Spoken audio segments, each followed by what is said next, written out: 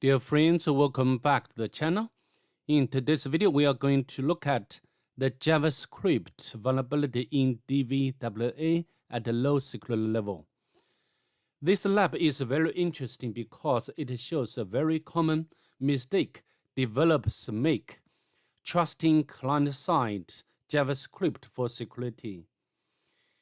And as pen testers, we always remember one rule. Never trust client-side security. Before we go ahead, if you don't mind, please subscribe to my channel and give this video a thumbs up. It really helps the channel grow. So then, let's get started. We can head over to Kali Linux VM. First of all, we need to set the security level to low, submit, and then we can navigate to JavaScript Attacks section. So here, when we open this link, we see a simple message saying submit the word success to win. Very simple. So we can submit success and submit.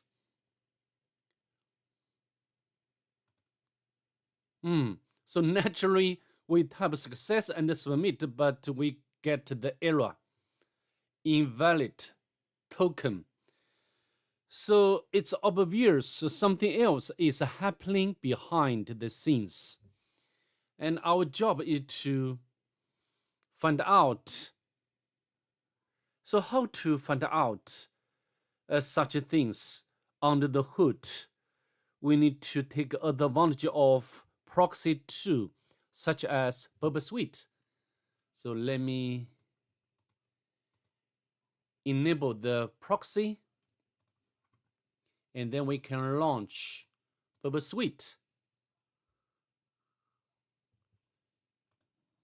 Click OK button, and then we can click Next and start Burp.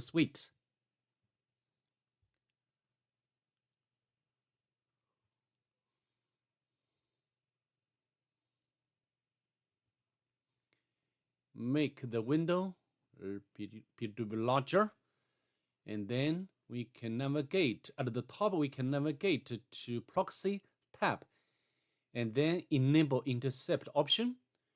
So then we can submit this text, and here, yes, you see Burp captures the request. And so now we can clearly see what's being sent to the server. The method is post, and this is address. And the body, this is the post body, contains 3 parameters: token, phrase, and send. This doesn't make sense, right? Or it's not so useful.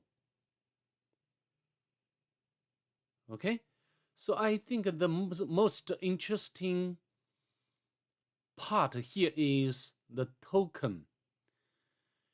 Let me analyze this token, and we can see how many characters or how long this token we can copy, and we can use Python and length. So this is 32. Possibly this is MD5 hash value. Also, we can use this way,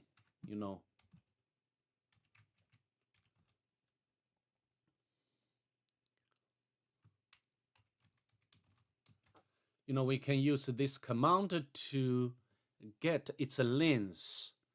It also returns 32, which strongly suggests MD5. And we can try to crack the MD5 hash maybe we can use online cracker.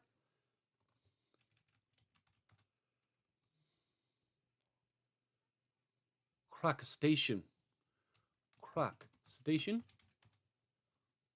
Open it. And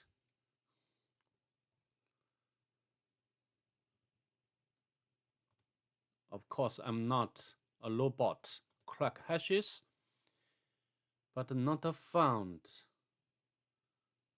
Interesting.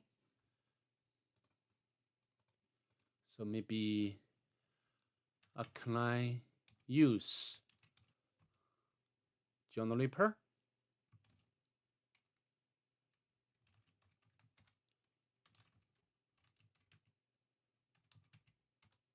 And with the list locu hashes. And this should be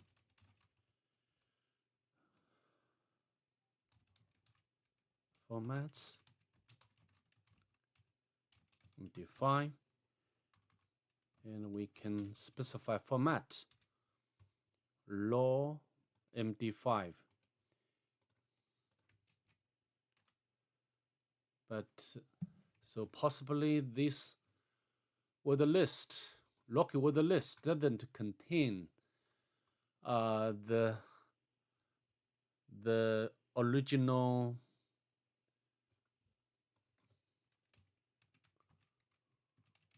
string. Maybe we can try to use a different one. Oh, not this one. And let me copy.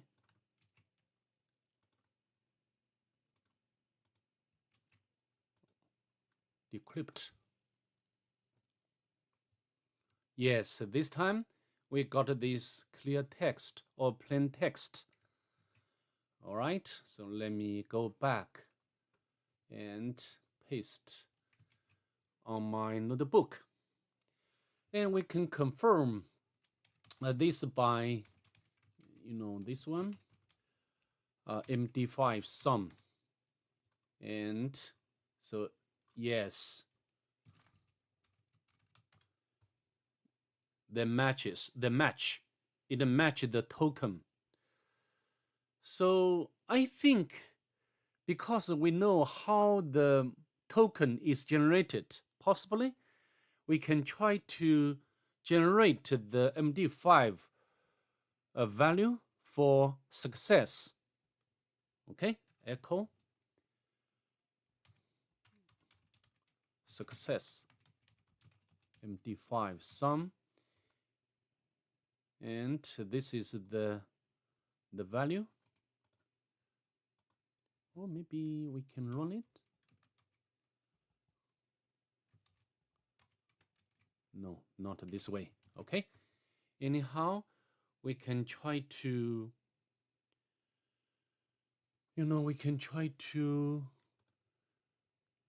we can send this request to repeater module and replace this token.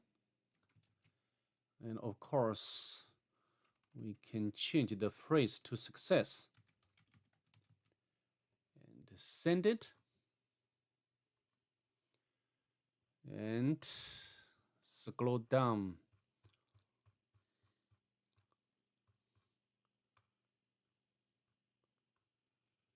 Invalid token. So this means the token is not simply MD5 a value. Now it's time to inspect the JavaScript source code. Okay, so let's go back to the browser, and maybe I can disable the intercept option, and we can right click to view page source, and then we can get this JavaScript code. Let me make the font to be bigger. So here the two functions. The first function is to define lot 13. If you have already followed my channel, you know that we have already touched this encryption algorithm multiple times. This is the lot 13 is one of the simplest and the most recognizable encryption methods in computing history. Actually, Subchef has an operation which can help us to conduct lot 13. Okay, so let's go back to, and the second function is to generate a token. I think now the document, the token value is this one. So this is the key function we can copy and paste over here. So this is how token is generated. We pass the phrase to the lot 13 function and then do the MD5. So now we can do this these steps for phrase success. So let's go to Subchef or not? Yeah, Subchef and success and 13, and we can copy, and then we can generate its MD5. Okay, so now we can copy the value and then go to repeater module once again and success, and then we can send it.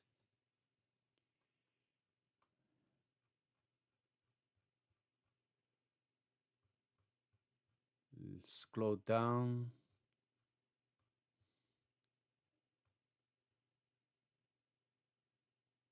Submit the word missing phrase or token.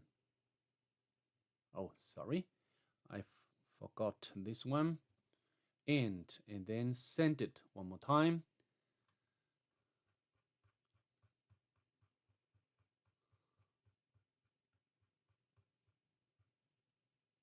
Well done.